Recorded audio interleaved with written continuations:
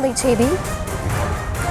உயர்நீதிமன்ற கிளையில் இன்று முன்ஜாமீன் கோரியிருக்கிறார் தாவேக பொதுச் செயலாளர் புசி ஆனந்த். விவரங்களை தர இருக்கிறார் செய்தியாளர் மதியழகன். இன்று முன்ஜாமீன் கோரி மனு தாக்கல் செய்திருக்கிறார் புசி ஆனந்த். அவருக்கு முன்ஜாமீன் கிடைக்க வாய்ப்பு இருக்கிறதா? ஏன்னா நாளையிலிருந்து அரசு விடுமுறையும் தொடங்குகிறது. இதில் இருக்கக்கூடிய சிக்கல்கள் என்ன? இல்ல ஜாமீன் கிடைத்து விடுமா? கரூர் சம்பவம் தொடர்பாக வழக்கு பதிவு செய்யப்பட்டுள்ள நிலையில் தாவேகா பொதுச் செயலாளர் புசி ஆனந்த் மற்றும் துணை பொதுச் செயலாளர் நிர்மல்குமார் ஆகிய இருவர் மீதும் வழக்கு பதிவு செய்யப்பட்டிருக்கிறது. இந்நிலையில் இருவரையும் போலீசார் தேடி வரக்கூடிய நிலையில் இருவரும் தலைமறைவாக இருப்பதாக கூறப்படுகிறது. இந்த நிலையில் இருவரும் முன்ஜாமீன் கோரி சென்னை உயர்நீதிமன்ற மதுரை கிளையை நாட இருக்கிறார்கள். இன்று காலை 10 மணி அளவில் இருவர் சார்பிலும் அவரது வழக்கறிஞர்கள் இந்த முன்ஜாமீன் மனுவை தாக்கல் செய்ய உள்ளனர்.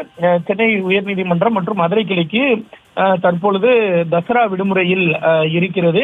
வெள்ளிக்கிழமை மட்டுமே வழக்குகள் விசாரிக்கப்படும் என்று அதற்காக நீதிபதிகளும் நியமிக்கப்பட்டிருக்கிறார்கள். இந்த நிலையில் இன்றைய தினம் முன்ஜாமீன் மனு தாக்கல் செய்யப்படும் பட்சத்தில் அது வெள்ளிக்கிழமைதான் விசாரணைக்கு எடுத்துக் கொள்ளப்படும். நாளை மற்றும் நாளை மறுநாள் எடுத்துக் கொள்ளப்படுவதற்கு நிச்சயமாக வாய்ப்பில்லை. என்றால் 2 நாட்களும் அரசு விடுமுறையாக இருக்கிறது. ஒருவேளை எடுத்துக்கொள்ள வேண்டுமானால் சம்பந்தப்பட்ட நீதிபதியிடம் சென்று முறையிட வேண்டும். நீதிபதி அதற்கு ஒப்புதல் அளித்தால் மட்டுமே நாளையோ அல்லது நாளை மறுநாளோ விசாரணைக்கு எடுத்துக் கொள்ளப்படுவதற்கான வாய்ப்பு இருக்கிறது.